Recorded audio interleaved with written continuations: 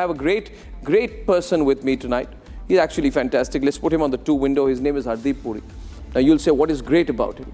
I don't do flattery of ministers. Let me tell you, two windows. Two windows, producers, am I going to direct for you? It's on the screen. Put him on air. I'm talking about him. Thank you. I don't do flattery of ministers, but when someone does a good job, I sent a message to Hardeep Puri. I sent a WhatsApp to him this morning. And I said that you have sacked Sackur.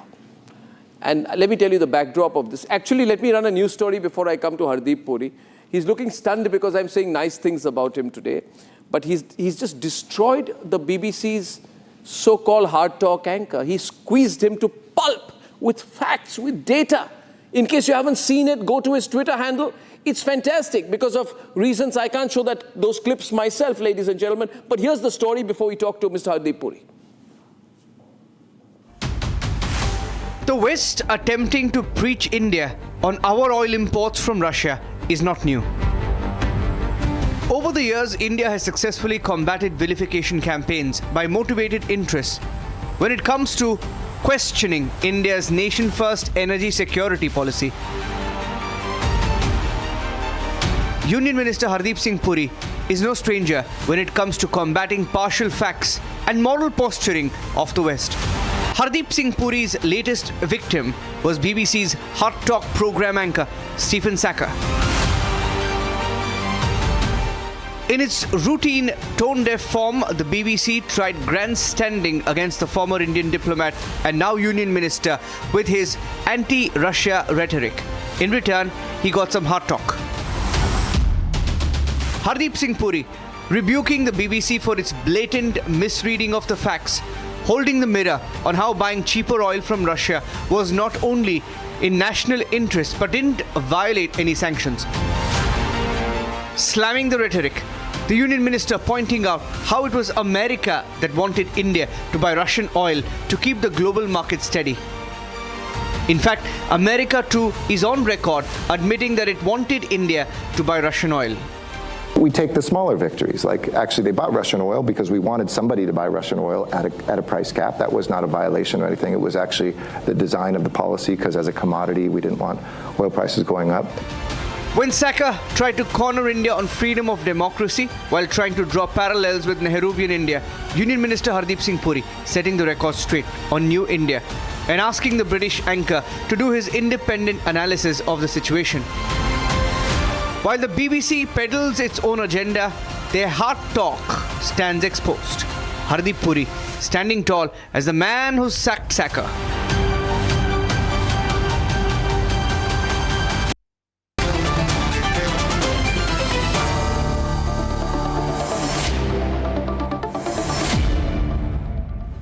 Actually, Mr. Puri, you could have asked him a question on the alleged financial fraud for which the BBC was investigated. Were you tempted to ask him a counter question at any point?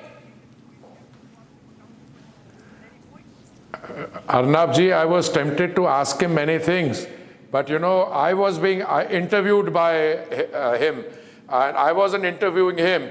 And I also make allowance for the fact that the format of the HARDtalk interview is to bring in a more than usually aggressive tone. So you were prepared for that? Experienced that 25 years ago with Tim Sebastian. No, but this interview was not about how aggressive he was with me. I was amazed that the narrative that he was trying to say, they were refusing to come to terms that India is the 5th largest economy, it's going to be the 4th largest in a few months, and the 3rd largest economy according to the Monetary Fund. They're refusing to come to those terms. For instance, he said, no, but aren't you going to be vulnerable on the oil and energy front? I said, well, there's more energy coming on the global market than ever before. Actually, I think that there is today, not only here, but you know, the kind of narratives which are coming out from different parts of the former establishment there, US aid, you know, the George Soros, other thing.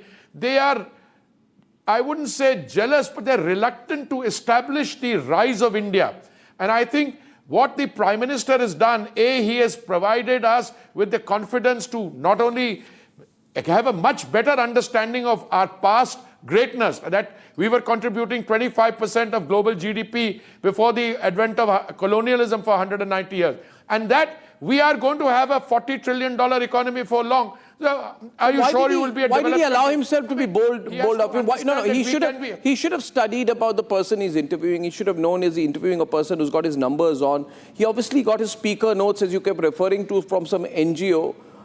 He kept saying this NGO is saying this NGO is saying that, this person, this academic is saying this.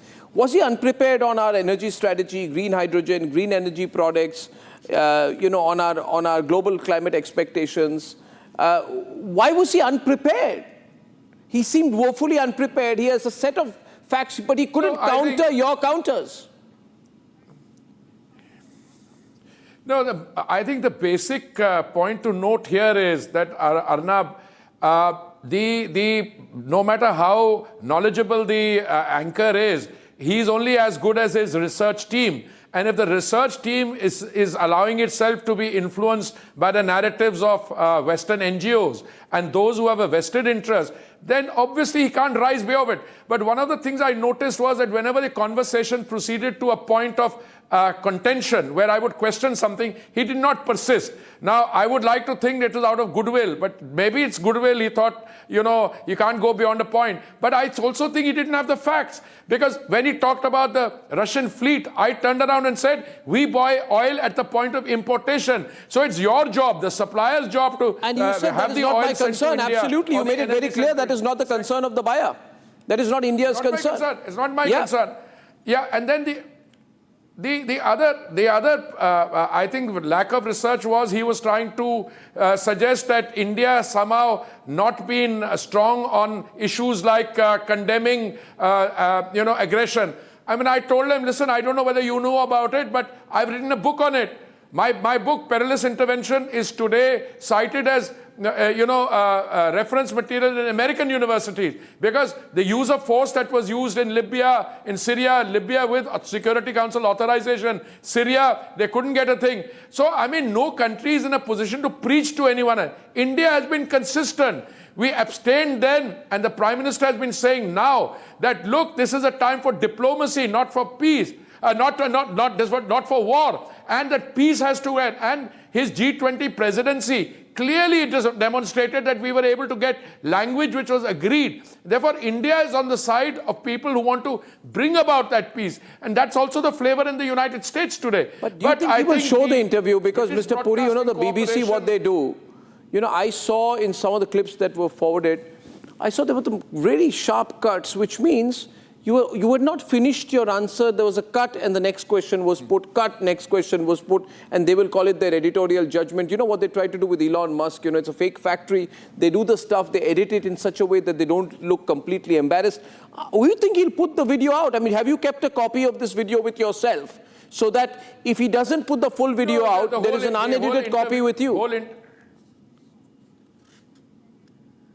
No, I think we've got the full video, so there is no issue on that. And if anything, so far, they are putting it out in clips of 2 to 3 minutes. But we have the whole video, and other people in the world have seen the whole video also. So if there ever comes to anything substantive being left out, I'm sure there are people in the marketplace, our own very active friends on social media, etc., who will do it. I'm not worried about that. It's just that I felt that there were people who were telling me, why are you agreeing to do hard talk? I said, look, I've done it 25 years earlier, and I think if somebody tries to, for the sake of an argument, for the sake of, aggressive questioning, I think it's better that we state our point of view and get our part of the narrative out. And with retrospect, I think we did the right thing. Yeah, you know what the problem is? I've done so many interviews myself. The problem with these BBC guys, they talk down. They try to talk down. They are not questioning. They try to talk down, and they have this very British upper middle class, stiff upper lip. Oh, don't you know? Oh, are you wrong? Kind of attitude towards everything, and then then inflection of the voice, and that when you don't have the facts to back it up, you end up looking very stupid. Were you a debater in school and college? You seem to be enjoying this part a lot. You are a polemical kind of person. You love a good confrontation. I'm just curious about you, because people after this interview will see this on television. Were you always this kind of college debater, school debater? Well, I only hope I've graduated from being a school and college debater and that I bring in a little more this thing. No, I was a debater. To answer the question, both in school and in Hindu college, where you also came for some time before you went on to exalted citadels of learning. Citadels of learning. But the point is that even as a minister, one needs to stand up and call a spade a spade. If there is a superciliousness of attitude, I'm not saying in this or anybody else, you have to tell them that, look, that kind of superciliousness, that kind of value system. I had to use the word once when he talked about fossil. I said, this is a fossilized mindset. I had to use the word. I felt a little bad saying that I was giving it back in time. I also at one stage talked about 190 years of colonialism, and he came up and said, oh, but you know, you're attacking the West. I'm not attacking the West. I'm a great admirer of the West. I've lived in London, I've lived in New York.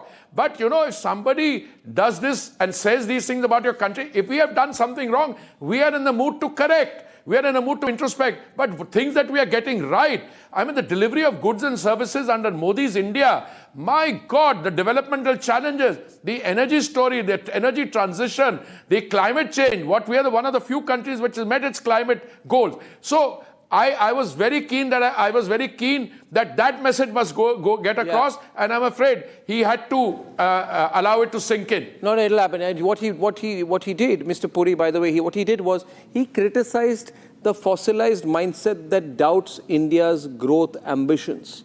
And you know, viewers, as we grow, we need people like Mr. Puri who can also articulate it clearly to the West. No, he was not disrespectful. He was just straightforward. He was rational, but he was argumentative. Very proud of that, and I really hope. How do people track this? Where do they get this? Where is it available on the internet? Have you put it on your Twitter feed? Is it available? We all want to watch it. It's available. The BBC is putting it out, putting out 3-minute clips. I think they've got about 8 of them. I think some of them have come out, but we've got all the clips. We are putting it out, and I think our social media team and with you. Doing us the singular honor of focusing on this, I think the rest will fall in place now. I told you it made my day last night. Thank you very much, Hardeep Puri. Thank you very much. See you soon. Thank you. And so well done. So proud of you. Thank you very much, sir.